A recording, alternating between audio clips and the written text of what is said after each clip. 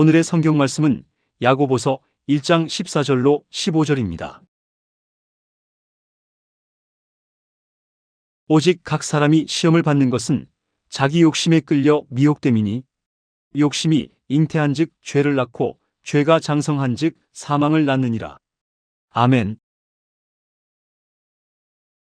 오늘 저는 여러분과 함께 욕심과 파멸이라는 제목으로 은혜를 나누고자 합니다. 한 여인이 자기의 분수를 넘은 과도한 욕심을 내므로 말미암아 한 나라의 경제 전체를 파탄으로 몰아넣을 지경으로 비극을 가져온 사건을 우리는 너무나 잘 알고 있습니다. 또한 한 은행원이 자기의 분수를 넘어서 욕심을 부려 일액천금을 하려고 하다가 수많은 고객들에게 상처를 입히고 은행에 수십억의 손실을 입히고 은행의 공신력을 땅에 떨어뜨리게 한 사건도 우리는 잘 알고 있습니다. 또 한 외사촌 동생이 자기의 분수를 내면 탐욕과 탐심으로 말미암아 사업자금을 마련하겠다고 사촌 누나 집에 가서 도끼로서 외사촌 누나와 그 조카들을 다 쳐 죽이고 그리고 돈을 탈취해 갔다가 자기도 쇠고랑을 차고 파멸을 자초한 사건도 우리는 너무나 잘 알고 있는 것입니다. 도대체 사람들은 무엇 때문에 이렇게 비정상적인 사고와 행동을 하게 되는 것입니까? 성경은 이 일에 대해서 분명하게 말하고 있습니다. 욕심이 잉태한 즉 죄를 낳고 죄가 장성한 즉 사망을 낳느니라고 말하고 있는 것입니다. 그러므로 인간 비극의 근원적인 이유는 우리의 가슴 속에 넘쳐나는 자기의 분수를 넘은 욕심 때문에 파멸이 다가오게 되는 것입니다. 그러면 도대체 인간 속에 이와 같은 욕심이라는 것이 어디에서부터 출발하게 된 것입니까? 하나님께서 우리를 창조하실 때 이와 같은 파멸의 씨앗을 심어서 주님께서 우리를 창조했던 말씀인 것입니까? 절대로 그렇지 않습니다. 우리는 인간 파멸의 근원을 에덴 동산에서 찾아볼 수 있습니다. 하나님께서 천지와 만물을 지으셨을 때 하나님 보시기에 심히 아름답고 좋았습니다. 하나님 보시기에 좋았었으니 진선진미가 아니겠습니까?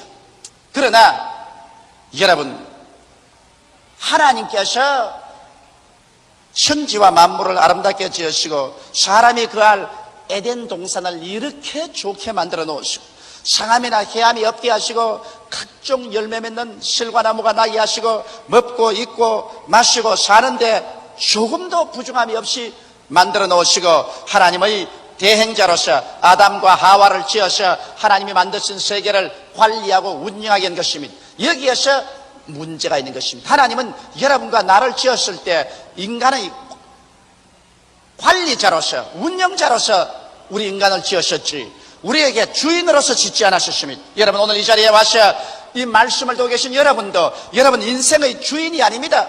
여러분 인생의 관리자로서 하나님께서 지으셨지 결코 우리는 주인이 될 수는 없는 것입니다. 오직 천지와 만물을 지으시고 이를 소유하신 분은 하나님이신 것입니다. 그렇기 때문에 하나님께서 우리의 조상 아담에게도 에덴 동산을 관리하라고 말했지 에덴 동산을 소유하라고 말하지 않으셨습니다. 이렇기 때문에 하나님께서 동산 중앙에 선악을 아는 실과를 나게 하시고 이를 먹는 날에는 정령 죽으려 한 것은 주께서 사람들 하여금 하나님의 주권을 존중하고 하나님의 주권에 관여하지 못하게 하기 위해서 교훈을 가르치기 위해서 그렇게 한 것입니다. 에덴 동산 관리는 내 마음대로 하되 그러나 그 가운데 언제나 우리에게 명령하는 하나님이 계신다는 것을 깨닫게 하는 선악을 하는 실과나무가 있는 것입니다. 이는 하나님의 주권의 상징인 것입니다. 이것만은 손대지 말아야 됩니다. 그러므로 우리의 생활 가운데 언제나 하나님께서 범치 못할 위험으로 와 계신다는 사실을 우리는 늘 알아야 되는 것입니다. 그런데 그게 하루는 마귀가 와서 탐욕으로 꿰기 시작한 것입니다. 아담과 하와가 그 동산 중앙에 있을 때 마귀가 뱀을 통해서 이렇게 말했었습니다. 과연 하나님께서 동산의 모든 실과를 먹지 말라고 하느냐? 그게 하와가 대변자로 나왔습니다. 아니라 동산의 모든 실과는 다 먹되 중앙에는 선악을 한 실과는 보지도 말고 만지도 말라. 너희가 죽을까 하노라고 했다. 그럴 때 뱀이 말하기를 아니야. 너희가 이 실과를 먹는 날에는 눈이 밝아 하나님처럼 될 줄을 하나님이 아시느니라. 여기에서 악마의 속삭임에 하와와 아담이 귀를 기울인 것입니다.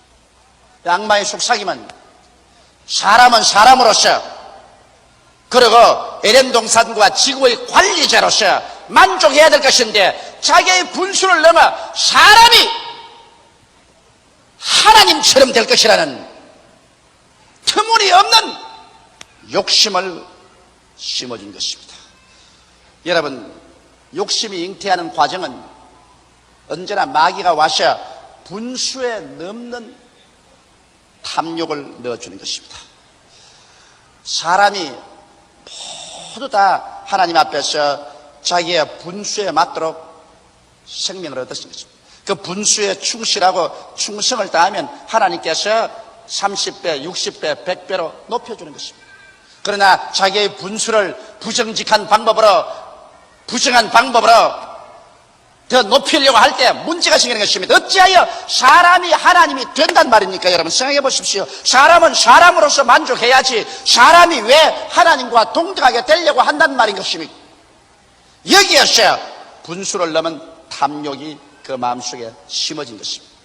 욕심이 잉태하는 과정은 바로 이것인 것입니다. 이 유혹을 받아들이지 말아야 되겠는데 자기의 분수를 넘어서 하나님이 될 수 있다는 유혹을 마음속에 받아들여 가지고서 이것을 꿈꾸어 보았었습니다. 자기 상상력을 지배한 것입니다. 욕심이 마음속에 들어와서 자기가 하나님처럼 되고 온 천지와 만물을 소유하고 천지와 만물의 주인이 되는 모습을 상상해보고 그 상상 속에 자기가 들어간 모습을 기억해보고 그래서 거기에 완전히 포로가 됐었습니다. 그리고 난 다음 그와 같은 상상력으로 이제 선악과를 바라보니 그렇게 아름답게 보일 수가 없어요. 먹음직하고 부함직하고 지혜를 얻기에 탐스럽게 보인 것입니다. 사람의 상상력은 무섭게 작용하는 것입니다. 언제나 죄를 범하는 사람이 먼저 그 죄가 그 마음의 상상력을 지배하기 전에는 죄를 짓지 않습니다. 탐욕이 돌아오면 그 탐욕을 마음속에 받아들여서 책임질하고 책임질하여 그 욕심대로 이루어진 자기 모습을 영롱하게 바라보게 되고 그러고 난 다음 그렇게 되면 얼마나 좋을까. 그만 그 꿈속에 사로잡혀서 포로가 되고 난 다음에 그 다음에는 죄를 짓는 것이 조금 더 힘들지 않습니다. 이래서 욕심은 분수를 넘은 탐욕으로 말미암아 마음속에 상상력으로 잉태되는 것입니다. 잉태되지 않은 여인이 어린아기를 계산할 수 없는 것처럼 욕심이 마음속에 상상력 속에 이루어진 모습으로 잉태되지 않고는 절대로 죄를 낳지 않습니다. 아담과 하와는 선악과의 나무를 바라보고 그 밑에서 그들은 상상력을 작용한 것입니다. 그들이 하나님처럼 되어서 온 우주를 지배하고 다스리고 소유하는 자기들의 모습을 생각해보고 난 다음 그 모습이 완전히 자기들을 점령해버리고 마는 것입니다. 그래서 조금도 끄리낌 없이 하와가 손을 내밀어서 선악과를 따먹고 또 그것을 아담에게 주어서 먹게 한 것입니다. 그들은 하나님의 주권을 짓밟아버린 것입니다. 이제는 하나님과 우리는 동등이다. 우리는 하나님의 권력하에 있지 않겠다. 우리는 관리자로서 인생을 살지 않고 하나님과 똑같은 주권자로서 행세를 하겠다고 달라드린 것입니다. 그래서 이젠 죄를 낳았습니다. 죄라는 것은 빗나가는 것인데 완전히 인간으로서의 자기의 분수를 잃어버리고 빗나가게 된 것입니다. 그러나 그때만 하더라도 회개를 했으면 좋았을 것입니다. 그들이 동산 나무 뒤에 숨어 있을 때 하나님께서 와서 찾으셨습니다. 하나님께서 버릴 사람 찾지 않습니다. 심판하려면 그들을 심판해 버리시죠. 하나님께서 아담아 내가 어디 있느냐. 그때만 하더라도 그냥 뛰어나와서 하나님 팔 앞에 엎드려서 하나님이여 죽을 죄를 지었었습니다. 우리를 용서하소서. 그랬다면 욕심이 잉태해서 죄를 낳았으나 그 죄를 죽여버릴 수가 있었습니다. 그러나 죄가 장성한 즉 사망을 낳는다고 죄가 장성하는 과정은 자기를 타당화할 때 죄가 장성합니다. 자기 죄가 옳다고 타당화하면 반드시 그로 말미암아 죄가 자라서 죽이는 것입니다. 어떻게 타당화했습니까? 아담이 하는 말이 하나님이 지어서 내게 준 이 여자가 나를 꿰물어 내가 먹었지 내 스스로 먹은 건 아닙니다. 그래서 그 죄를 하나님에게 전가하고 하와에게 전가했습니다. 왜? 하와도 하나님이 지어서 내게 주셨기 때문에 내가 하와의 꾀임을 통해서 이 선악과를 먹었으므로 하나님도 책임이다. 하와는 또 자기 죄를 타당했습니다. 뱀이 나를 꿰물어 그러므로 내가 이 선악과를 먹었나요? 자기들의 죄로 고백하고 회개했으면 죄가 죽었을 것인데 그들은 죄를 짓고 난 다음에도 죄 지은 자기를 끝까지 타당화시킨 것입니다. 죄를 타당화시키면 죄가 자랍니다. 죄가 장성하면 그 다음 자동적으로 사망을 가져옵니다. 그 결과 어떻게 됐었습니까? 그들이 죄를 타당한 결과로 아담과 하와가 얻은 것은 뻘거벗은 수치에 그들은 에덴에서 쫓겨나가서 하나님 앞에 설 수 없게 되었습니다. 그뿐 아니라 마음의 불안과 공포가 회오리바람처럼 쳐몰아오고 심판으로 말미암아 땅은 가시와 은거키를 내는 저주를 받게 되고 그들은 땀을 흘려야 먹고 살다가 몸은 흙이니 흙으로 돌아가게 되고 여인은 해산의 수고를 하게 되고 이 세상에 오늘날 보는 인생고가 거기에서 다 다가오게 되시니 이것은 사망의 열매로서 우리에게 보여주는 것입니다. 이러므로 오늘날 이 처참한 사망 이 사망의 가장 근원이 욕심에서 온다는 것을 알아야 되는 것입니다. 그러므로 죄악의 여러분 근원적인 문제를 해결하지 못하고 자꾸 그 결과만 가지고서 왈가왈부 해봤자 소용없는 것입니다. 오늘날 나라와 나라가 싸우는 것도 욕심 때문에 싸우는 것입니다. 민족이 민족을 싸우는 것도 탐욕 때문에 싸우는 것입니다. 한 개인이나 가정이 파괴되는 것도 탐욕과 욕심 때문에 파괴되는 것입니다. 교회가 분열되는 것도 욕심과 파괴 때문에 분열되는 것입니다. 하나님이 정해주신 자기의 분량과 분수를 지키게 될 때 인간은 사망을 피할 수가 있는 것입니다. 이렇기 때문에 우리는 우리 사회와 세계에 다가오는 광범위한 이 무서운 사망의 파괴가 그 근원적으로 사람의 가슴 속에 회오리바람처럼 일어나는 탐욕 때문에 일어난다는 것을 알아야 되고 그 탐욕은 사람이 가져온 것이 아니요 하나님이 가져온 것도 아니라 마귀가 마음속에 속삭인다는 것을 알아야 되는 것입니다. 마귀는 우리에게 와서 도적질하고 죽이고 멸망시키는 일을 하는데 마귀가 와서 갑자기 창검을 들고 와서 우리를 찔러서 죽이는 것이 아니라 우리 속에 탐욕을 속삭여 줌으로 말미암아 우리를 파멸시키는 것입니다. 우리는 사무엘상 15장 13절로 23절에 사울왕의 파멸에 대해서 너무나 잘 알고 있습니다. 사울왕은 하나님께서 친히 택한 이스라엘에서 준수한 지도자인 것입니다. 하나님이 사울을 택하셔서 사무엘을 보내어서 기름 부어 왕으로 삼으신 것입니다. 그러고 난 다음 이스라엘을 인도해서 그는 성전의 성전을 가져와 이스라엘의 국기를 튼튼히 했었습니다. 한 번은 하나님께서 사무엘을 보내셔서 사울에게 말했습니다. 사울아, 내가 옛날 이스라엘 백성이 애굽에서 나올 때 이스라엘 백성을 파멸하려고 가나안에 못 들어오도록 막은 아말렉을 기억한다. 이제는 너희들의 힘을 얻으니 나아가 아말렉을 진멸하되 그 왕으로부터 시작해서 짐승의 새끼까지 하나도 남기지 말고 진멸하라. 사울이 이 명령을 받고 군대를 동원해서 아말렉을 치러 나갔는데 이미 이기는 전쟁입니다. 하나님께서 그를 너 손에 붙이겠다 했어서 전쟁이 일어나자마자 성전에 성전을 계속 파죽지수로 밀어서 아말렉을 진멸하고 그 왕 아각을 잡아주십니다. 그래서 전승한 것은 좋은데 하나님께서 왕으로부터 시작해서 짐승의 새끼까지 진멸하라 그렇게 말씀했는데 그만 욕심이 잉태했습니다. 그것이 이제 문제입니다. 왕을 사로잡고 짐승들을 다 진멸하고 사람을 도리고라고 하는 가정에 보니까 소와 양떼들이 살이 쪄서 득실득실한 게 참 좋거든. 그러니까 백성들이 한 말이 왕이요. 아니 사람들이 죄가 있지 짐승이야 무슨 죄가 있습니까? 그러므로 이 소나 이 양떼들을 우리가 다 죽인다는 것은 너무 아깝고 어리석은 일이니까 이것만 나누어도 우리 다 거부가 되지 않겠습니까? 그러므로 이건 죽이지 맙시다. 그리고 또 이 중에서 우리가 하나님께 제사를 드릴 수 있지 않습니까? 그런데 탐욕이 들어오자마자 그렇다. 우리 하나님께 제물 드리기 위해서라도 이를 진멸해서는 안 되겠다. 백성의 입술을 통해서 말한 마귀의 음성에 사울이 그만 귀를 기울이고 말한 것입니다. 하나님께서는 사울아, 왕으로부터 모든 짐승의 새끼까지 진멸하라고 했는데 하나님 명령에 거역하고 자기의 명예를 위해서 왕 아각을 사로잡아서 죽이지 않고 포로로 잡아서 끌고 그 다음 소와 양의 모든 살찐 것을 하나도 없이 모두 다 사로잡아서 거대한 양과 소의 떼를 가지고서 그들은 이게 양양에서 돌아오고 있습니다. 그럴 때 벌써 하나님은 사울에 대해서 완전히 분노하고 말하셨습니다. 사무엘에게 나는 사울 택해서 왕 세운 것을 후회한다. 이젠 저를 왕으로서 존속시키지 못하겠다. 왜? 욕심이 잉태해서 하나님의 명령을 거역하기 시작하는 것입니다. 그는 그의 마음속에 거대한 부자가 될 수 있다는 꿈을 꾸었습니다.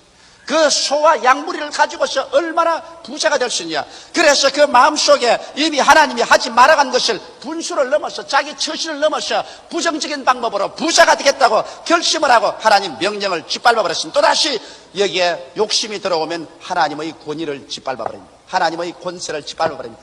자기가 인생의 관리자라는 것을 모르고 주인 행실을 합니다. 주인이 명령한 것을 짓밟아 버리고 자기 마음대로 함으로 말미암아 종이 주인의 행실을 하고 관리가 소유자의 행실을 합니다. 여기에서 사울은 주인 되시는 만군의 여호와 하나님 앞에서 관리자로서 순종해야 될 것인데 주인의 말을 짓밟아버리고 자기가 주인 행실을 하기 시작합니다. 죄가 잉태되었습니다. 욕심이 잉태해서 벌써 불순종의 죄를 낳았습니다. 근데 죄를 낳았는데 이것도 이제 곧장 회개를 하면 좋겠는데 사무엘이 찾아와서 왕에게 말했습니다. 왕이여, 어찌하여 당신이 하나님의 명령을 거역하였나이까? 그때 사울이 말하기를 여호와께 영광을 돌립니다. 나는 여호와의 명령을 순종해서 나가 진실로 아말렉을 도말하고 옵니다. 그러니까 하는 말이 그러면 왕이여, 뒤에 들리는 소와 양무리의 울음소리는 무슨 소리니까? 아, 그건 말입니까? 그거는 백성들이 소와 양을 죽이는 것을 좋아하지 아니하고 또 저 살찐 것을 잡아다가 여호와께 제사 드리면 좋다고 그렇게 권면하므로 내가 양과 소를 잡아서 오도록 하고 아말렉의 왕 아각도 살려서 끌어오고 있습니다. 변명을 했습니다. 주인의 꾸짖음이 있을 때 그 자리에서 엎드려서 통이하고 잡아가면 죄가 죽어버립니다. 그러나 욕심이 잉태하면 죄를 낳아서 주인의 권세를 짓밟고 자기가 주인 행세를 하다가 그 다음에는 죄를 타당화하고 변명하기 시작하면 그러면 죄가 이젠 장성하여 사망을 낳습니다. 이러므로 불순종을 계속하고 불순종을 변명하지 말아야 되는 것입니다. 그러자 하나님께서는 사무엘의 입을 통해서 심판했습니다. 사무엘이 가로되 여호와께서 번제와 다른 제사를 그 목소리 순종하는 것을 좋아하심같이 좋아하시겠나이까? 순종이 제사보다 낫고 듣는 것이 수양의 기름보다 나으니 이는 거역하는 것은 사수로의 죄와 같고 완고한 것은 사신 우상의 절하는 죄와 같음이라. 왕이 여호와의 말씀을 버렸으므로 여호와께서도 왕을 버려 왕이 되지 못하게 하시나이다. 우리가 주인을 버리면 주인도 우리를 버립니다. 우리가 주인의 명령을 짓밟아 버리면 우리가 이제는 관리자로서의 위치를 상실한 것입니다. 오늘 우리 예수 믿는 사람에게는 하나님께서 우리 주 예수 그리스도를 구주로 모시고 우리의 생활에서 11조와 헌물을 반드시 도시하지 말한 것입니다. 이것도 하나의 우리의 물질 생활에서 하나님의 주권 선언인 것입니다. 우리가 우리의 물질 생활에서 하나님의 주권을 짓밟아 버리면 이제는 우리 물질 세계 속에서 하나님이 주인이 아니고 우리가 주인입니다. 우리가 관리자의 행사를 했다면 하나님의 사업을 잘 관리해서 그 중에 11조를 하나님께 드리고 주인의 축복을 받겠지만은 우리가 이미 하나님 주인 된 것을 거부해버리고 11조와 헌물을 도둑질해버리면 이제는 관리자가 아니고 우리가 주인 행세를 하기 때문에 그때로부터 시작해서 이제는 하나님과 우리와는 종적인 관계에 있지 아니하고 횡적인 동등의 관계에 들어가기 때문에 교제는 끊어져 버리고 마는 것입니다. 이처럼 심각합니다.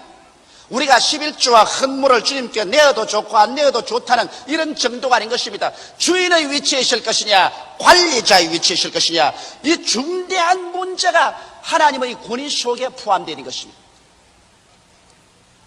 이러므로 사울 왕은 관리자로서 인생을 살지 않고 주인으로서 행세하려고 하다가 쫓겨나고 마는 것입니다.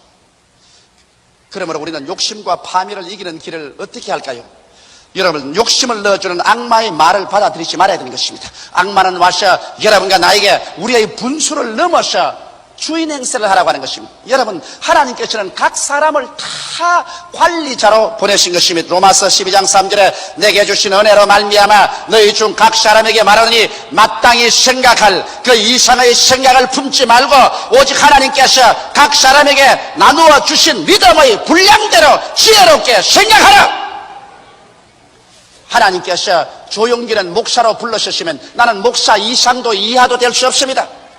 우리 교회 대교구장이나 교구장으로 부르셨으면 그 위치에서 하나님이 분량대로 써왔기 때문에 그 분량에서 하나님이 다른 곳으로 옮길 때까지 자기 분량을 지켜야 되는 것입니다. 우리 교회 장로님, 안수 집사님, 권사님, 또 우리의 조장, 구역장, 병신도로 부르신 여러분은 교회에서 여러분의 위치와 분량을 지켜야 되고 그 분량을 뛰어넘으려고 할 때 벌써 관리자로서 인생을 살지 않고 주인으로서 행세하려고 하다가 쫓겨나는 것입니다.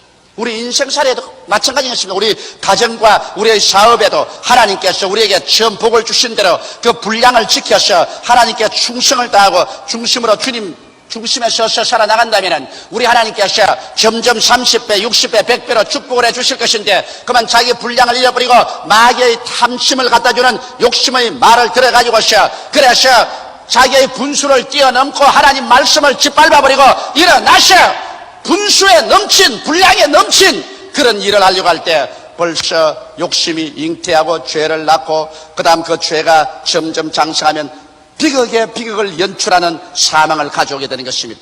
이렇기 때문에 오늘 사랑하는 성도 여러분, 여러분과 나는 인생을 살아가면서 절대로 자기의 분수를 넘는 일을 하지 말아야 되는 것입니다. 마귀는 와서 여러분의 귀에 아름답게 속삭이는 것입니다. 너가 조금만 부정을 행하면, 너가 조금만 자기의 분수를 넘으면 이것보다 더 잘 살 수 있다. 그러므로 분수를 넘어라. 이래서 너희 분수를 넘고 하나님 말씀을 조금만 반영하라. 그래서 그 유혹의 욕심을 계속 듣고서 그렇게 된 자기의 모습과 상상력을 가지고 있으면 욕심이 잉태되고 그 다음에는 그역하는 죄를 짓게 되는 것입니다. 자기의 분수를 초월해서 남의 지위를 탐하게 되고 남의 물건을 탐하게 되고 남의 생활을 탐하게 되는 것입니다. 욕심이 잉태하면 벌써 자기 분수를 넘습니다. 하나님께서는 이 일을 하라겠는데 나 이 시스템이 다른 일을 하기 시작하는 것입니다. 인생은 여러분 관리자라는 것을 잊지 마십시오. 관리자의 위치를 떠나버리면 인생은 파멸합니다. 절대로 우리는 주인이 아닙니다. 천지와 만물을 지으신 하나님 그 주인 앞에 우리는 관리자로서 인생을 보내는데 여기에서 관리자로서 우리 인생을 잘 살지 못하고 주인의 명령에 거역해서 하나님의 아들 예수 그리스도를 구주로 믿으라고 하는데 믿지 않고 자기 마음대로 살면은 이 사람은 잠시 동안 내던져 놓았으나 나중에 주인께서 이 쓸모없는 자들을 끌어모아서 불과 유황으로 타는 못에 던져 영원히 불태워버리고 마는 것입니다. 왜? 주인의 명령에 불순종하는 반역도를 하나님께서 살려놓을 이가 없는 것입니다. 그건 우주의 쓰레기 더미가 되는 것입니다. 천지와 만물을 지으시는 하나님이신 것입니다. 하나님 우리 만유의 주인께서는 오늘 마지막 때 우리 구주 나사렛 예수를 보내셔서 십자가에 못 박아 피를 흘리게 하심으로 예수를 통해서 남녀, 노유, 빈부, 귀천할 것 없이 믿음으로 구원을 받으라는 명령을 했는데 관리자인 인생은 주인이 시킨 대로 순복해서 예수 믿고 하나님 섬기는 생활로 들어올 때 그는 하나님이 예비한 영원한 구원으로 들어갈 수 있을 것이지 사람이 무엇인 건데 하나님을 거역하고 대적해서 잘 될 수가 있겠습니까? 그리고 욕심이 잉태해서 죄를 내셨으면 그 다음 죄를 장성케 하지 말아야 됩니다. 내가 죄인 줄 알고 죄를 지은 줄 알았으면 죄에 대해서 변명을 하면 안 됩니다. 죄를 타당화하면 안 됩니다. 죄를 죽이기 위해서는 회개해야 됩니다. 그 때문에 주님께서 회개하라! 천국이 가까웠다고 죽을 시간을 또 가는 것마다 회개하는 것은 회개만이 죄를 죽입니다. 회개하지 않고 죄를 타당화하면 죄가 자라서 무서운 사망을 가져오는 것입니다. 그렇기 때문에 죄를 죽이는 유일한 길은 회개하고 죄를 버리는 길밖에 없는 것입니다. 이러므로 성경은 여러분 이사야서 55장 6절로 7절에 너희는 여호와를 만날 만할 때 찾아라 가까이 계실 때 그를 부르라 악인은 그 길을 불의한 자는 그 생각을 버리고 여호와께로 돌아오라 그리하면 그가 긍휼히 여기시라 우리 하나님께로 나오라 그가 널리 용서하시라고 말씀하고 있는 것입니다. 이러므로 여러분께서 죄를 회개하고 주님께로 나가면 주님께서 여러분을 용서하시고 여러분을 영접해 주시고 여러분이 저질른 그 죄악이 이젠 자라서 사망을 가지 못하도록 주님께서 그를 멸해 죽여버리는 것입니다. 그러고 난 다음에 순전과 본연의 분수를 찾아서 정직하고 성실하고 근면하고 사랑으로 살아가면 우리 주님께서 그러한 사람을 붙들어 주셔서 인생의 하는 일에 30배, 60배, 100배로 축복을 받게 해주시는 것입니다. 욕심의 결과는 크고 작은 수치와 불안과 파괴를 가져오는 것입니다. 이 세상 부귀영과 공명을 다 얻고 난 다음에도 그 마음속에 평안을 잃어버리면 무슨 소용이 있습니까? 욕심이 잉태해서 분수를 넘어 하나님의 명령을 거역하고 그가 지위와 명예와 권세와 부귀와 영화를 얻다 할지라도 절대로 그 마음속에 평화가 없습니다. 왜냐하면 이미 하나님을 빗나가서 죄를 짓고 죄의 결과로서 사망이 다가오면 도적질하고 죽이고 멸망시키는 역사가 일어나기 때문에 그 마음속에 평화가 없습니다. 행복도 없습니다. 천하를 다 가지고도 마음속에 평안과 행복을 잃어버린 사람은 천하를 얻은 효과가 없는 것입니다. 거의 모든 인생사의 절망은 욕심의 결과로 다가오는 대가인 것입니다. 욕심은 하나님이 미워하십니다. 왜? 탐심은 우상숭배라고 했습니다. 하나님이 가장 미워하는 죄가 우상숭배입니다. 왜? 탐심을 가지면 벌써 하나님을 주인으로서 거역하고 관리자로서 종으로서 인생을 살지 않고 주인으로서 우상을 숭배하고 따라가는 것입니다. 자기가 우상이 되어버린 것입니다. 이러므로 탐심은 곧 우상숭배라고 말한 것입니다. 참 행복과 마음의 평화는 자기 분수를 지키고 하나님을 섬기며 하나님 뜻대로 사는 이곳에 믿음, 소망, 사랑이 넘쳐나고 마음속에 평화가 강물같이 넘쳐나게 되는 것입니다. 여러분은 인생의 주인이 아닙니다. 어디까지나 관리자인 것을 알게 되시기를 주의 이름으로 축원합니다. 기도드리겠습니다. 살아계신 하나님 우리 아버지, 욕심은 우리에게 파멸을 가져옵니다. 지극히 적은 일로부터 시작해서 가장 큰 일까지 인간이 파멸된 것은 마귀가 속삭이는 욕심 때문입니다. 탐심의 귀를 기울이기 때문인 것입니다. 하나님 아버지, 오늘 이 시간에 우리에게 지혜를 주셔서 우리의 분수를 깨달아 알게 도와 주시옵소서. 우리는 우리 인생의 주인이 아니라 우리 주인 되신 하나님께서 우리를 불러서 우리에게 분량대로 삶을 주셔서 보내심을 받은 사람들입니다. 우리는 포도원의 일꾼이지 주인이 아니옵나이다. 관리자로서 인생을 살고 보내심을 받은 자로서 주인의 명령에 순종하고 살게 도와주시옵시고, 내 아버지 하나님이시여, 자기 관리자의 위치를 뛰어넘어 주인 행세를 하기 위해서 분수를 뛰어넘은 행동을 하거나 명령을 짓밟아버리고 자기 마음대로 행하는 일이 없게 하여 주옵소서. 욕심이 잉태하면 이렇게 하나님을 거역하는 죄를 짓고 죄를 타당화하고 변명하면 자라서 처참한 사망을 낳게 되는 것이니, 우리 아버지여, 모두 다 우리 죄를 회개하고 예수께로 돌아오게 하여 주시옵시고, 하나님께 나와서 또다시